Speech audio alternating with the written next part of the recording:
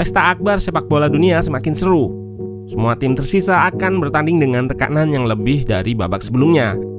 Jangan lewatkan update-update negara kesayangan kamu tiap harinya. Mulai dari skor, klasemen, berita, hingga video-video terkait yang menarik lainnya.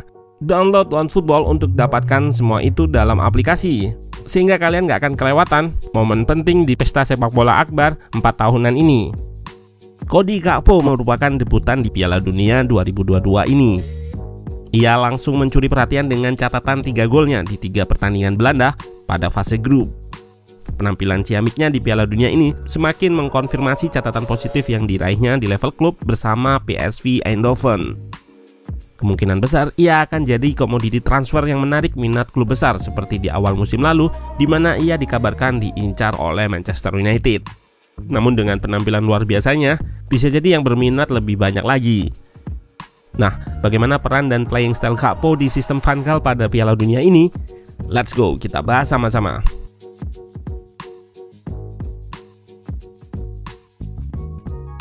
Yang menarik, Gakpo di klubnya sering bermain di posisi left wing atau sayap kiri.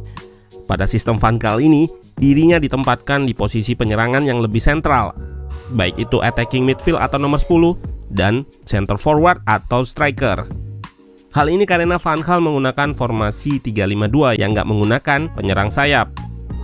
Sisi sayap lebih diisi oleh wingback.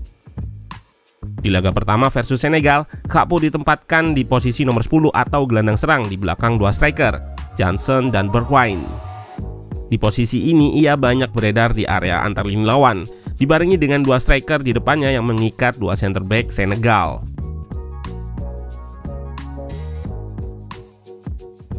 Namun sesekali ia bisa naik sejajar dengan 2 center forward atau striker untuk overload 2 center back Senegal.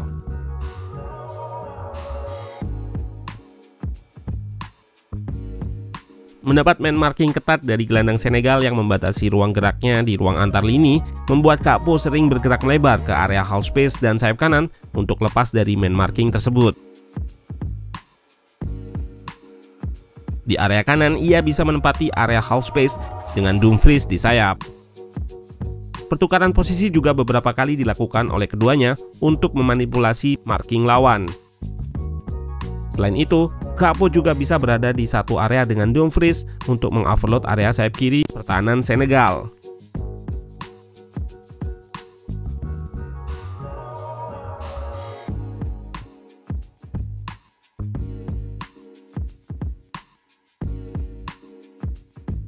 Seperti yang terlihat di golnya pada laga ini, menyambut crossing diagonal dari Frenkie de Jong, Gakpo memulai pergerakannya dari area kanan dan nggak terdeteksi oleh bek-bek Senegal. Dengan kecepatannya, pemain berusia 23 tahun tersebut mendahului kiper Senegal Edouard Mendy.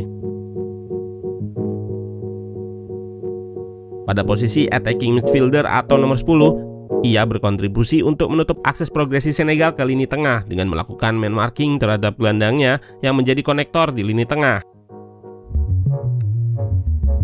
2 laga selanjutnya, Gakpo diposisikan sebagai penyerang tengah dengan sistem 2 striker. Di laga versus Ekuador, ia diduetkan dengan Steven Bergwijn.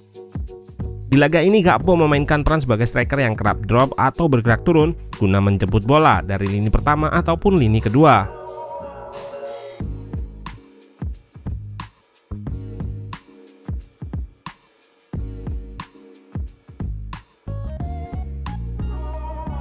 Sebagai penyerang tengah, ia nggak banyak terlibat saat fase off possession atau fase bertahan.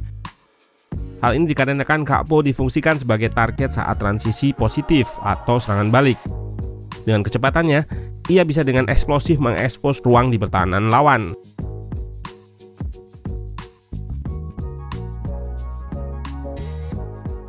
Pun begitu, saat dibutuhkan, Gakpo bisa track back untuk melakukan aksi defensif dengan melakukan pressing trap.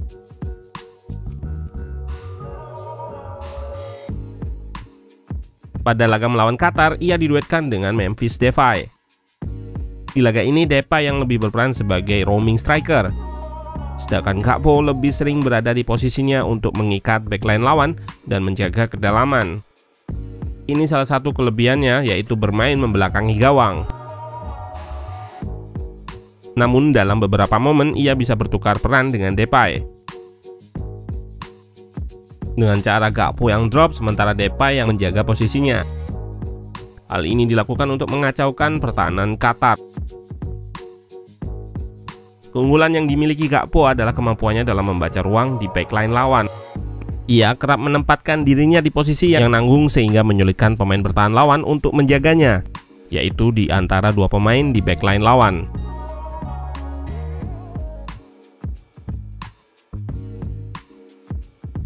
Selain itu, keunggulan yang lain adalah kemampuannya saat melakukan link up dengan striker lain.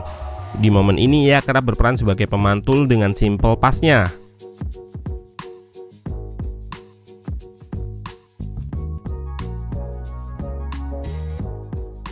Positioning striker dan attacking midfielder yang sering berdekatan turut membantu memudahkan dalam melakukan link up dengan umpan 1-2 sentuhan.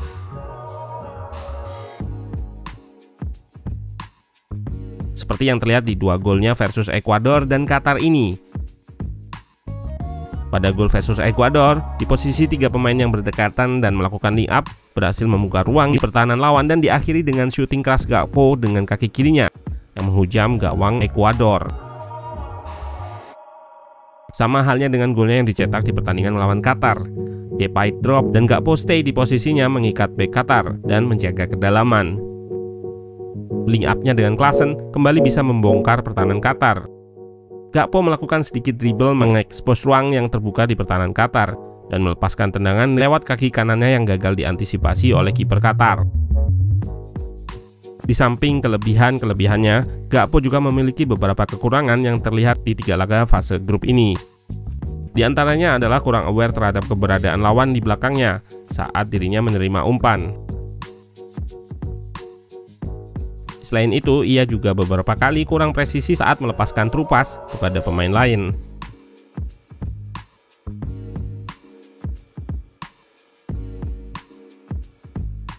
Overall di laga Piala Dunia ini, Gakpo menunjukkan kemampuannya yang mampu fleksibel menerapkan beberapa peran berbeda di lini depan Belanda. Ia juga memiliki tingkat konversi gol yang tinggi, di mana 3 golnya yang dicetak hanya berasal dari 4 percobaan tembakan yang ia lepaskan. Berbicara di The Athletic, ia yang pernah diminati Real Madrid juga mengungkapkan bahwa belum menentukan masa depannya nanti. Fokusnya masih di timnas dan setelah selesai nanti baru akan menentukan. Rekan-rekannya seperti Van Dijk juga berkomentar bahwa ia yakin Gakpo akan melangkah lebih tinggi dalam karir selanjutnya.